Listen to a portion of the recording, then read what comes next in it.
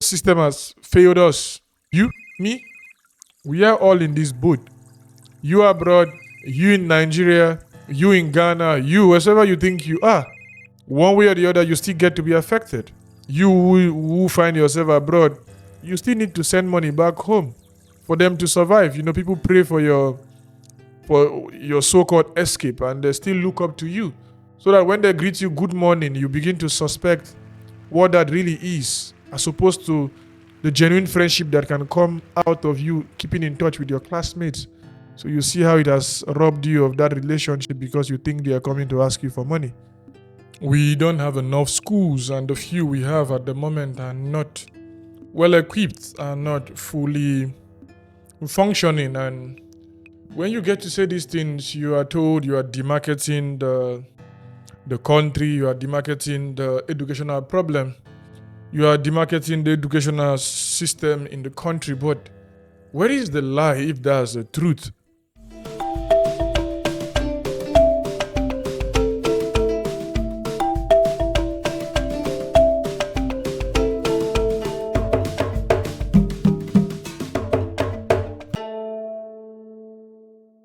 Getting admission into a Nigerian university is a thing many persons have come to detest with great anger in their heart, and you don't want to blame them for that.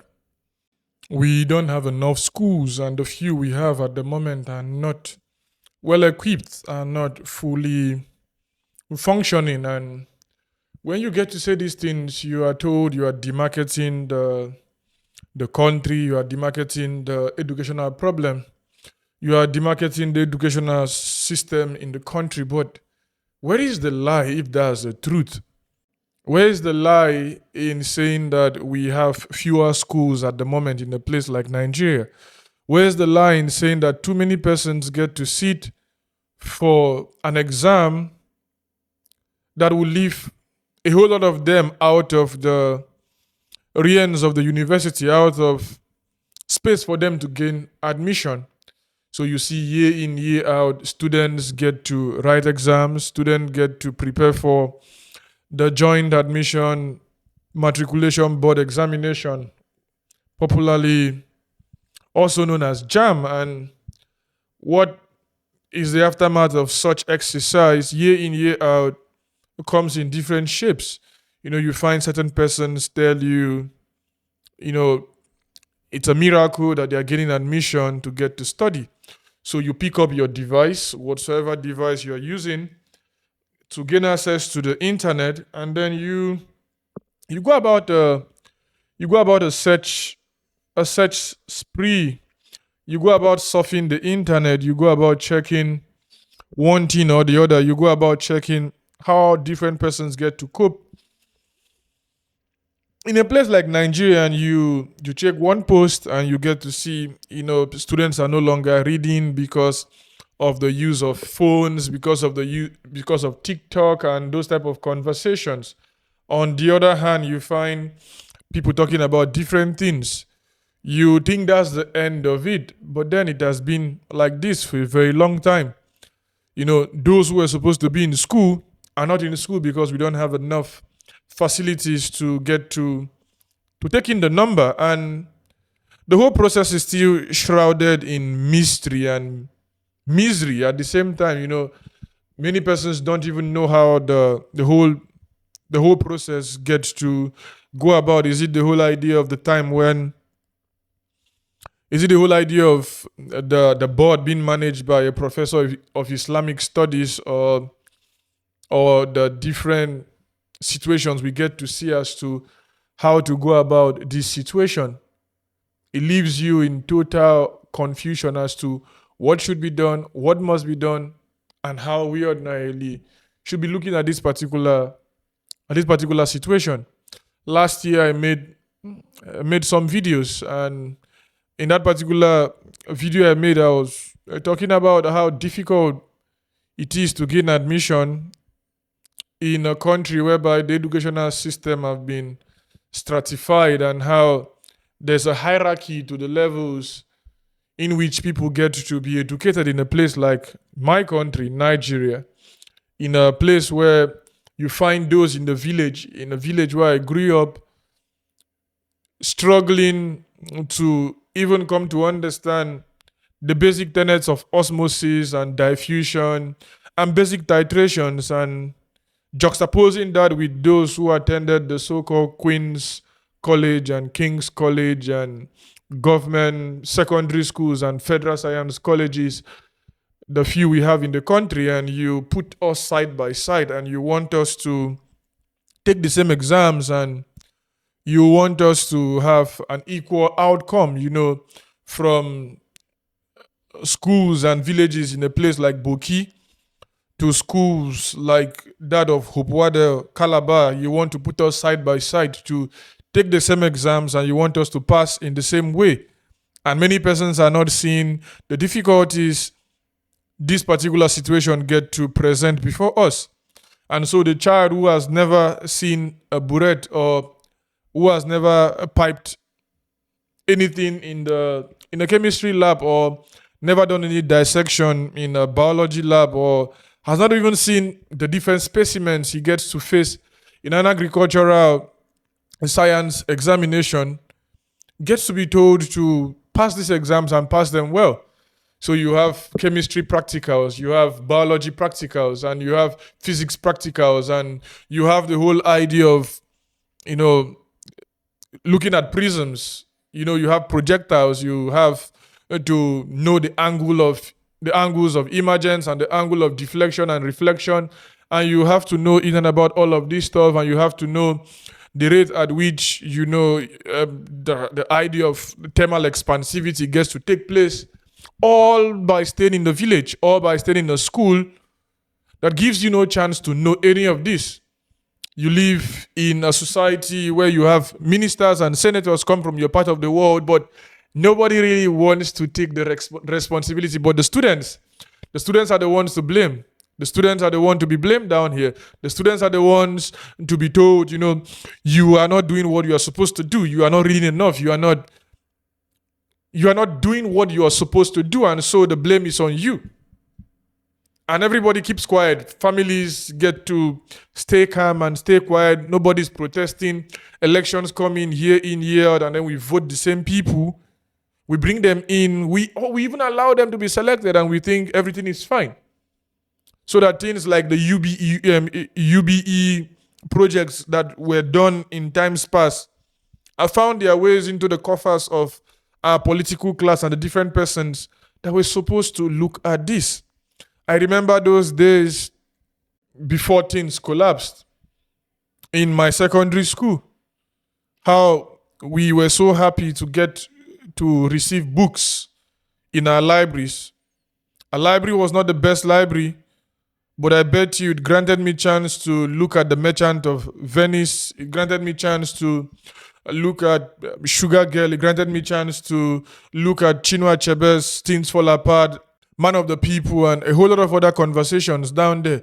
It granted me chance to look at books that I bet you at the moment are not being funded by anybody, anywhere, save for Sebaba, Mr. Mark Enyotu, and the libraries of my immediate family members, my uncles and aunties, and the conversations I get to meet in the library of the secondary school I attended in Nigeria. I don't know what my life would have become. But now we tell ourselves that, it's all about the students' fault. They don't read enough. And what do you mean by they don't read enough? Have you given them books and have you placed them in the right condition and given them the right frame of mind and the right culture for them to look in and about themselves and reflect the future of the country, and they don't read? Have you made reading accessible to them as young people and they don't read? Have you made education a thing that they should come to have at the back of their mind, that education is actually a key? In fact, the key to dispel evil, just like Hannah Arendt will get to tell us that evil comes about when people lack the capacity to think, and thinking rightly so too.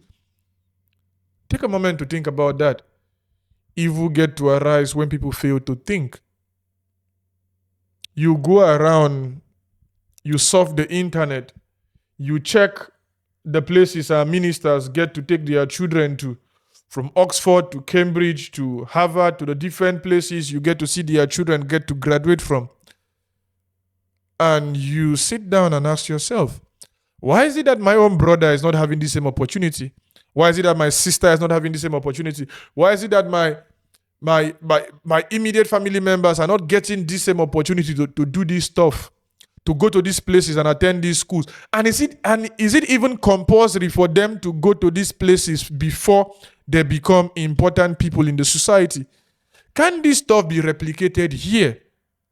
Can't they look at their lives here and see to it that, you know what, we can look at ourselves, look at our situations here in our country, and then forge ourselves into being? Can't we look around ourselves and tell ourselves that Neo Sundare schooled in Nigeria, that Ibadan was a place where many persons went to and they were well taught and they were well prepared and equipped for the future? Must you go to Oxford to ordinarily get an education that should be considered an education? Is the UK the current Germany of the last century or 2 centuries ago? So that even though W.B. Du Bois would go to schools in the so-called West, so that even someone like W.E.B. Du Bois would find his way to Germany to attend the university in Berlin just to assert the Germanic idea of education as the ideal thing to do. And if that's the case, why not replicate that in and about the place you find yourself? You see this in the life of Booker T. Washington, and the whole idea of him founding the college he found, and the whole idea of work and education, and the whole idea of agriculture, and the whole idea of the sustainability of the black folk, the sustainability of his own people. It is not a problem to have attended a particular school. It is not a problem to have attended Oxford. It's not a problem to have attended Cambridge. It's not a problem to have attended Harvard. But what do you do with what you have learned? Do you take it back home, implement it for the people, and get to see that things get to work? Or do you want to leave their minds in the dungeon? You want to leave their minds in the places you get to leave their minds, so that you get to control them and subjugate them and get to tell them what to do and how to go and how not to go? Are these the things you want to do? Are these the things you think should be done in a place like Nigeria, in a place like Ghana? Restricting ourselves here now, particularly to Nigeria, is this what you want to be done in the admission situation in my country? The problem of JAMB has been there even before I was born. From them known as UME to them coming to be known as JAMB as we have it presently, and the whole charade of post-UTME and all those type of conversations we get to have. When are we going to really sit down and get this stuff right? What are the conversations we have to look at and tell ourselves that some children have stayed the longest without actually actualizing their dreams? And many persons, the likes of you and I, would have been something else if, we had the opportunity to be treated fairly in this particular situation from the beginning of what things were supposed to be. We find ourselves having problems of going to school. And that is not even enough. We get to have ministers allocated funds every year. I don't want to talk about the place the funds come from, because that's another sad reality I don't even know how to even start talking about. The whole idea of we being a country that gets money and gets money and gets money and get tax from its people, and then go about still borrowing. We're having rumors about the whole idea of we paying our debt. Wherever that debt is being paid from, we don't know. You'll be surprised that tomorrow you discover that, funds were printed by the central bank and then they were converted to dollar, or they became dollarized, or whatever that means, and then paid to World Bank and IMF. And tomorrow you get to see the high level of inflation. And you would think this might just be speculation until you wait and see that the next government comes into power and gets to tell us the different damages this particular government would have done to pay that debt. However good the whole idea of paying the debt is, It should be done clearly. It should be done transparently. It should be done in the right way, and people's future shouldn't be undermined by our current government just to score a political goal, or just to score a cheap historical fact that they were the ones that got to clear the depth of the country. And why do we even go about borrowing? Why do we even go about doing all of this stuff? And let us not derail from the whole conversation. This can be a conversation for another day. But why do we go about borrowing? Why do we go about spending in the ways and manner we get to spend? Why do we go about building houses the way we get to build? How do we go about feeding the way we get to feed our bodies without feeding our souls? Do we really look at the problems we at the moment are creating for ourselves? The problems we at the moment are not looking at. And what are these problems? The problems born out of the fact that a place like Nigeria is sitting on a keg of explosive. The time bomb we are not looking at the moment would destroy all of us. You, me, your father, your mother, your auntie, your brother, your sister, all of us. All of us will be caught up in this particular carnage, and when it comes, it will come calling for you. It will come calling for me. It will come calling for all of us, as it is already doing.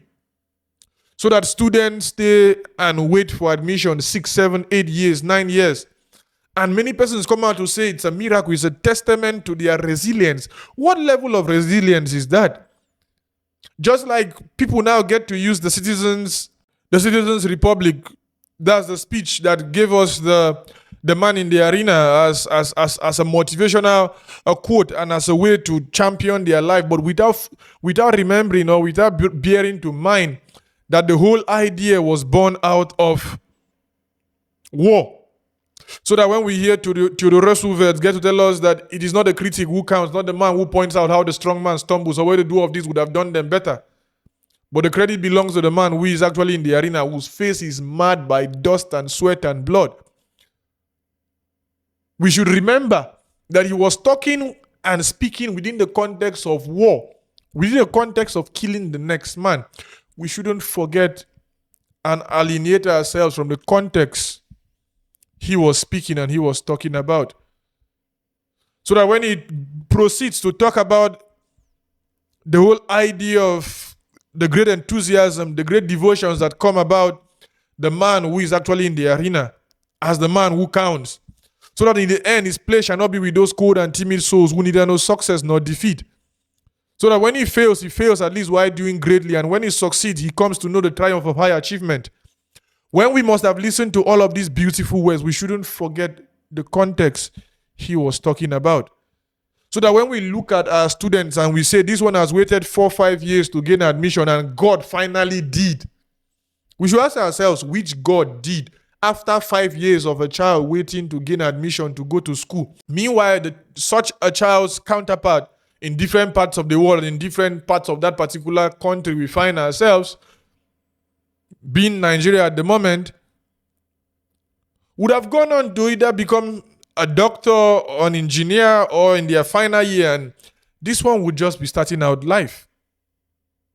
So that we see the mass deportation. I think I should use that word, but for want of being correct, let's say migration.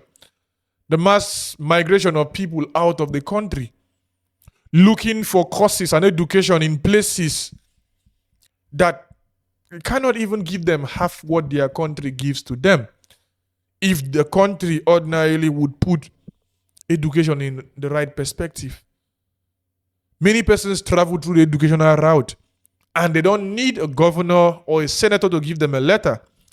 They sit down, they make applications, they pay for the applications, they ask them a few questions. They don't go about making this one hell of a big deal, and they gain admission. They go about studying for 2 years. They don't bribe professors. They don't bribe lecturers. They are treated well by their teachers. They have the emails of their professors. They can ask questions. They can interact with their professors. They can go out for beer. They can smoke in the balcony of the university if they so want to smoke. They can smoke outside. They can sit down in parks and have conversations fruitful with their professors, and sometimes not also, while battling the different problems they get to meet when they get to migrate, and the whole idea of making home where you get to find yourself. And yet nothing happens to them. But the moment you sit down and you tell yourself you want to stay back in the country to actually sit down and look at the affairs of your land, you begin to lose it. You begin to go different ways, and you begin to go south, because the system hasn't just worked. And there are many persons who don't want it to work. So that the persons who benefited from the systems in the 70s, in the 80s, are the ones busy perpetrating the harm and the damage. So that sometimes it begins to look as though those who keep on claiming that colonialism shouldn't have ended when it ended, without the proper colonization of the black man and the black woman and the black African, or the African rather, would have been a project they should have completed before leaving. The whole idea of colonizing the black man properly. A thing I disagree with, as my Indian friends would say, colonialism is wrong. Full stop. Colonialism is wrong all the time. Colonialism is wrong today. It was wrong yesterday. It will be wrong tomorrow. The same way as apartheid in South Africa is wrong, and apartheid in Israel and Gaza is still wrong today. It doesn't change. That's why I like the philosophical concept of Biringkpa being. That's being is being. Something that looks like a tautology, but it goes on to say a thing is, regardless of your knowledge of it or not. A thing is, and that's it. A thing cannot be and not be at the same time. So are we having an educational problem in Nigeria at the moment? Yes. Are we having problems for students being admitted into our higher institutions? Yes. Are there things we can do to see that we champion education and champion education well? Yes. Are there ways in which we're supposed to look at our educational system that we are not looking at it at the moment? Of course. What should we be doing at the moment that we are not doing to see to it that the educational system get to function and function well? A lot. Are we doing what we are supposed to do? No. Should we do what we're supposed to do at the right time and do them well? Why not? How do we go about changing this narrative, the whole idea of students writing JAMB every year without getting admission? We have to sit down first, just like in the Odysseus of Homer, and name our problems. Remember when the Cyclops asked of Odysseus' name, and he said, his name is Norman, that's I'm nobody. And when the one-eyed Cyclops ended up being blind, what happened? The beast kept on shouting, "No man is killing me, no man is killing me." Nobody came to the rescue of the Cyclops. Why? Nobody is killing you. How should somebody come to save you when nobody is killing you? Name your problem. Know when the rain begins to beat you. Know how things are going and how you should go. There should be reform in our educational system. There should be reform in the ways in which we give admissions. We are not looking at the core problems. The problems are too many to start talking about. As I was told right from my JSS 1 in Nigeria, you start writing or you start preparing for your exams not the very year or the very week of the exams. You start preparing for the exams right from the beginning of your studies. So from JSS 1, you're already preparing for your WAEC. Just imagine we have a system that encourages students to start preparing for the exams the very beginning they get to enter school, or at least to have it at the back of their mind that there's a thing called West African Examination Council, or there is the National Examination Council, which will give them right and access to the senior secondary examination, whereby they will find themselves writing exams. 6 years will be enough for them to prepare, taking one step at a time and doing the right thing at the right time, and not we sitting down there to exploit these students and make business out of everything. So we want them to buy all their textbooks by themselves. We want them to buy books they would use only once, whereby they can access them in a public library and save themselves the cost of buying these books all the time. So that you go to our markets and you get to see the damage done in the name of publishing, the damage done in the name of substandard publication of books, and the proliferation and the plagiarism that goes on in the market, and how the campaigns and corruption comes into play when people want their books to be on the reading list of the country, to be on the reading list in the state, and all that.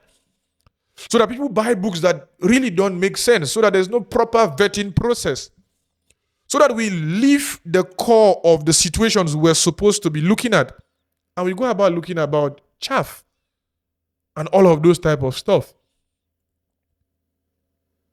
It shouldn't take so long. It shouldn't take so long for people to gain admission in Nigeria. It shouldn't take so long. We should go back to the roots and look at the core of the problems. We should go back and look at what we are not looking at. We should go back to the drawing boards. We should go back to our different drawing boards. We have failed, and we have failed woefully. The problem is not the problem born out of the students alone. The economy, the situations that students find themselves. These are in and about the problems we don't want to confront. We don't want to tell ourselves. We don't want to accept as the wrongs in which we have done. We don't want to admit that there's more than what we are seeing. The skeleton is too much. JAMB needs to be restructured, and it needs to be restructured now. Students are wasting, dreams are being suffocated, people are dying, people are giving up because of this carnage and this problem we have at the moment. There's no equal playing field. Give people the basic amenities first. Let them assert themselves. Not making it an idea of stratification and not making it a political statement. This is my 2 cents to this particular situation. I'm Biringkpa in Emeka.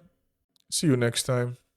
But even before I go, sit down to really think about this particular situation.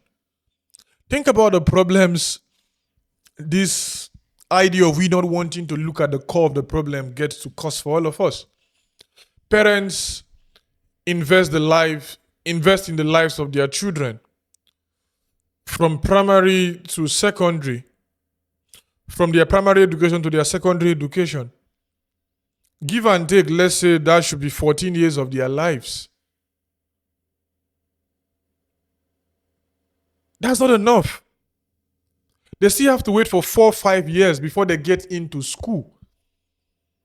And we have strategists, we have policy makers, and we have people that come in year in and year out.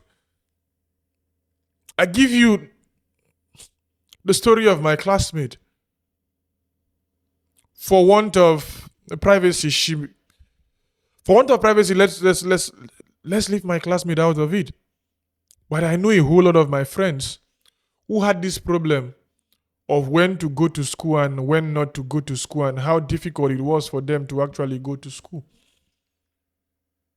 It took a lot out of them, and some are just graduating. Some graduated a few years ago. Some didn't even attempt going to school, because what's the point of going to school? And it's not even as if they get into these schools and then things begin to work out well and everything begins to fall for them and fall in place for them. They still have to think about the university wahala and the palavas they get to meet along the way, climbing the educational ladder in the country. The problems are one, and there are too many. So that students pray more than they study. God, I commit my JAMB scores into your hands. I don't have a problem with the prayer. The shirt I'm putting on says, humble yourself and pray. But you can look at this from different angles. You can look at the idea of prayer from the prayers lawyers get to say in court. You can look at the prayers as wishes. Or you can look at them actually from the religious standpoint. But it should be a very, very simple prayer. God shouldn't be that difficult to convince, so that students have to fast. They have to fast and blow their brains away before they take an exams. The time they were supposed to use and study, they're using it to do a whole lot of other things. And one day we will talk about the proliferation of JAMB centers as a failure of the educational system. One day we'll talk about JAMB centers trying to force 6 years of studies into the heads of kids in 2-3 months, in 4-5 months, in 6 months. And you begin to see how we have failed as a people. And you begin to see how our educational systems need to be reformed.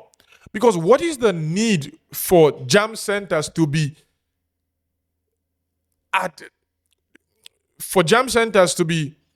the way they are at the moment? For these centers and these extracurricular activities we get to give our children, when we pay so much in schools for these kids to be trained and for these kids to come to learn. One day we'll talk about the problems that continually look us and stare us in the face when we tell ourselves that our children need to go to school, but outside of that, they still need private tutors to get to lecture them and do their assignments and do the things schools were supposed to do. And you begin to juxtapose this side by side and see how we have failed. So that JAMB centers give students the same theoretical ideas of titrations and the different ways of the separation techniques you get to find in chemistry and biology, and the different ways of coming to look at Pascal's pressure and the different Boyle's laws and the different laws we have down there, from Boyle's law to Charles' law to the different laws you find in logic, De Morgan's law, and the different ways people get to live and lead their life. These and many more are the things we don't want to talk about. But our children continue to go down this way, and we don't think. We don't ask ourselves questions we're supposed to ask ourselves. We don't tell ourselves the truth. We continually lie to ourselves and tell ourselves all is well. Everybody is fine. Everything is going well. For how long do you want to deceive yourself? You as a father, you pay school fees for your child or your children. You as a mother, you get to prepare food for them to go to school. You as parents, uncles, aunties, guardians, and sponsors, you give money to buy books. Books they will not use twice. Books that they cannot even finish in one sitting. Textbooks shouldn't be read the ways in which we are being deceived and told in Nigeria that textbooks should be read. Textbooks should belong to libraries where you go and pick for references. Not a thing everybody needs to be buying and buying and buying all the time. What is the need for buying a book that can sit in the library, in a community's library? What is the need of having a Babio and of having modern biology, of having new school chemistry and having essential government and all of these books when they can sit in the community's library and they should be there in their 40s, 50s, 60s? In the different numbers down there, so that people can pick, read, live for the next generation. If revised versions come, the libraries get to update them. Do we even have libraries in our communities? Look at the life of Ben Carson. Look at the life of Malcolm X. Look at the life of Martin Luther King. These are not lives that were just born out of their own heads alone. They were lives born out of deep thinking and them being exposed to reading. Look at Gandhi's life. He wrote for the longest period in his life. He came to sit down to think about the whole idea of non-violence, and he got it from the Bible. He read and he expanded his horizons. What do? We build churches. We claim now we need industries and all that. All of these can stay side by side. One don't need to go for the other. You can build your mosques. You can build your churches. You can build your industries. But you also need to build libraries. You don't need to exterminate one for the other to take its own full shape and all that. Give yourself chance. Give yourself a way of thinking. Thinking rightly, thinking straightforward, thinking about things the ways in which they're supposed to be taught out. Not this dualistic way we think. It's either good or bad. This Manichaean way of looking at life. It's either divine or evil. It is either good or bad. No. I don't know what you want me to tell you.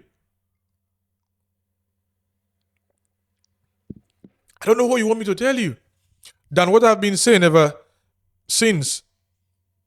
That we need to look at our problems and look at our problems squarely and look at our problems for what they are and look at our problems for what they really are. What are they? They're very simple stuff. They are very simple problems we have failed to confront. They are very simple situations we don't want to align our minds and our thoughts with. And until we do that, we continue to labor in vain. Until we begin to go back and look at the economy that will give parents the chance of them having enough money to come to have disposable income. So that this disposable income will be used to do other things in the society.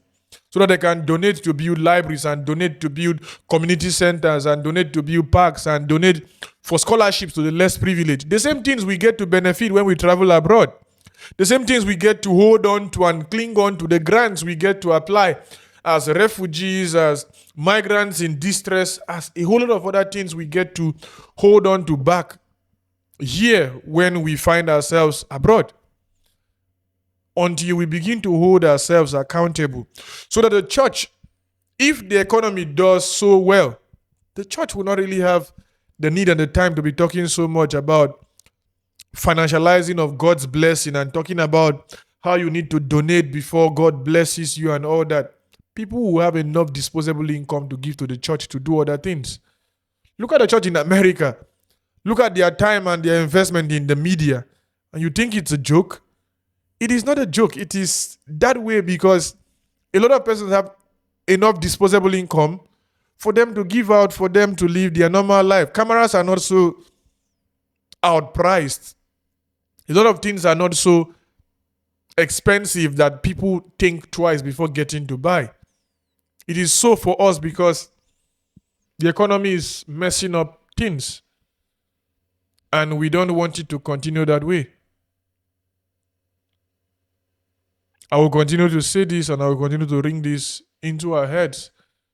It is you and I, the leadership style we've chosen, that will lead us forward. We shouldn't accept this idea of just looking at the problem from the symptoms. We should go back to the roots, trace them to the particular place we're supposed to do and hold ourselves accountable. From the top to the bottom, from top to bottom, we must be responsible enough to tell ourselves and to call ourselves out where we have failed. If we don't do this, we will be deceiving ourselves. If we don't do this, we will just continue to wallow in our own sense of confusion now into the future. If we don't do this, we harm ourselves and we betray our own selves. And we shouldn't do that. We have suffered enough. Our children have suffered enough.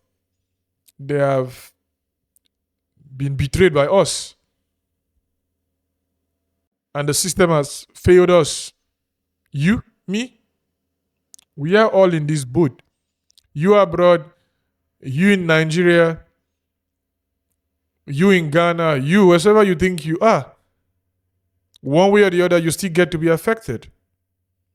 You who find yourself abroad, you still need to send money back home for them to survive. You know, people pray for your so-called escape and they still look up to you. So that when they greet you good morning, you begin to suspect what that really is, as opposed to the genuine friendship that can come out of you keeping in touch with your classmates.